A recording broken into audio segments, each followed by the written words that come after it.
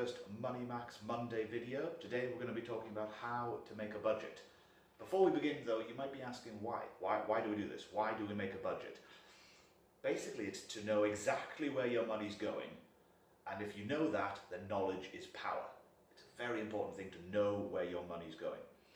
Some people ask, is this going to take a long time? And that really depends on whether or not you've done a budget before. If you've never done a budget before, it could take a couple of hours. If you've got some idea of your income and expenditure, it won't take that long, but it's something that you need to keep going back to. You're going to need to keep going back to it regularly, as it is a live document. It's a real document and it should really reflect your financial situation, but your financial situation may well change on a regular basis, so you need to keep up with that and update your budget on a regular basis. And the key to a good budget is honesty.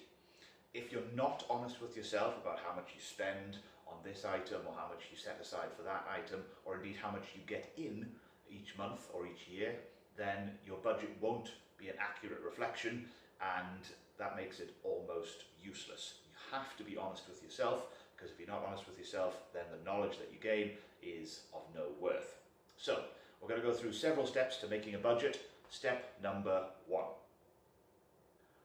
Firstly, you'll need a complete list of all the ways in which you get money in, all your income. This might not be a very long list, and it could take a very short amount of time to put this list together, but this could be salary, benefits, interest on savings you might have, if you claim a pension, any regular gifts that you get, loans, and so on. You need a list of all those ways in which you get money and how much you get per month. Secondly, you're going to need a complete list of all the things you've spent money on in the last month. This could be a much longer list than your ways of getting money in. A bank statement is a good place to start, and especially if you have internet banking, this is very accessible. But remember that some transactions won't show up on a bank account. If you take out £50 and then you spend it in cash over a number of days, you won't know where each pound has gone.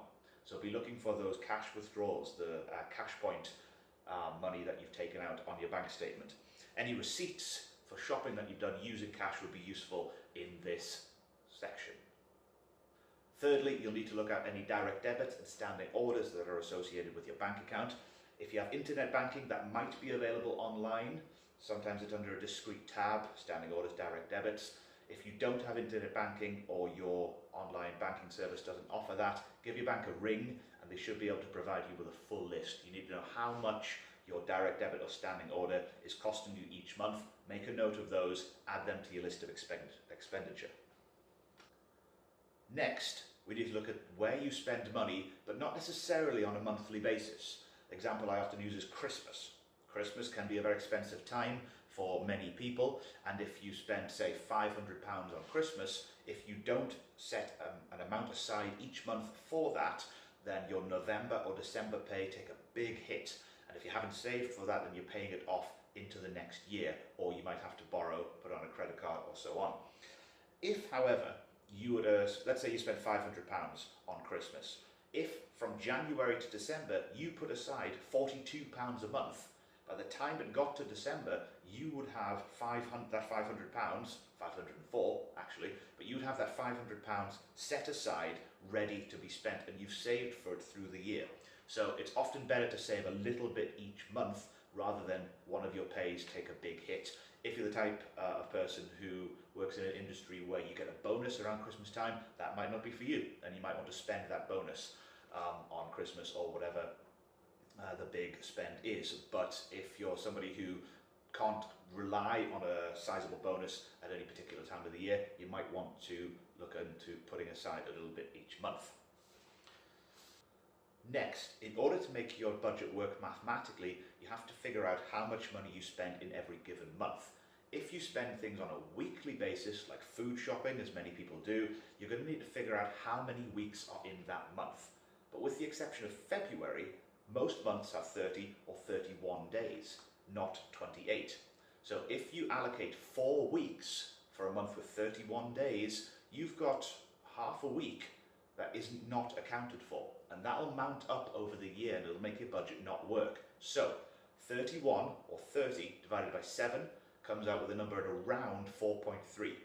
4.3 is your magic number. There are 4.3 weeks in a month. February's a bonus. At last, we're ready to budget.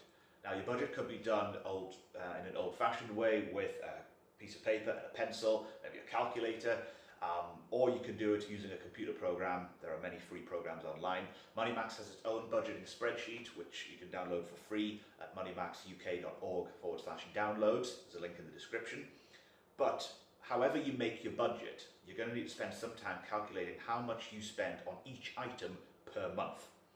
So from each source of income, salary, benefits, pensions, etc., and everything you spend per month, including if you're doing something like we mentioned before about Christmas, if you're dividing a big amount by a certain number of months, let's say you want to save £1,000 for a holiday, you're going to need to put aside £84 a month in order to have that £1,000 ready for the holiday. So you're going to need to include those in your list of expenditure, as well as food, insurance, phone bills, internet, whatever. At the end of this process, you'll have two lists.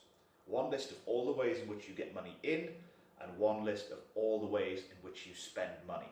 And if you've been honest with yourself, and that is the key, honesty is the key, if you've been honest with yourself, you should have an accurate reflection of your financial situation, and you should be able to answer the crucial question, do I spend more than I get in?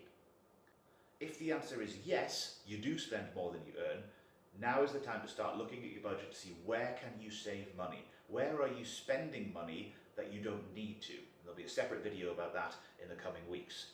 If your answer is no, then you can relax a bit and you can start thinking about how can I spend all this cash that I have lying around.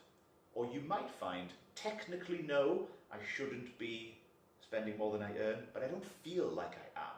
And again, there'll be another video about that in the coming weeks. The final step in building a budget is to recognize that this is not a static document. This is a live document. Your budget will not stay the same for long because income and expenditure don't stay the same for long. Your mobile phone company might put your bill up. You might get a promotion at work. If you have a child, for example, then you will start incurring costs that you didn't have before, nappies, for example. However, you might well be eligible for child benefit, which would be an increase in your income. So you have to keep these things in mind. You have to revisit your budget regularly. This is why having an electronic version of your budget is a good idea, because when your circumstances change, you go back to the file and you simply edit that file. The MoneyMax budget planner that I mentioned before does a lot of the calculations for you. So you simply go in and edit it as your circumstances change, and the spreadsheet does the rest. I hope that's been of some help in creating a budget that works for you. Thank you for watching. If you have any questions or comments or requests for videos you'd like to see in the future, please leave a comment below, and I'll see you next Monday.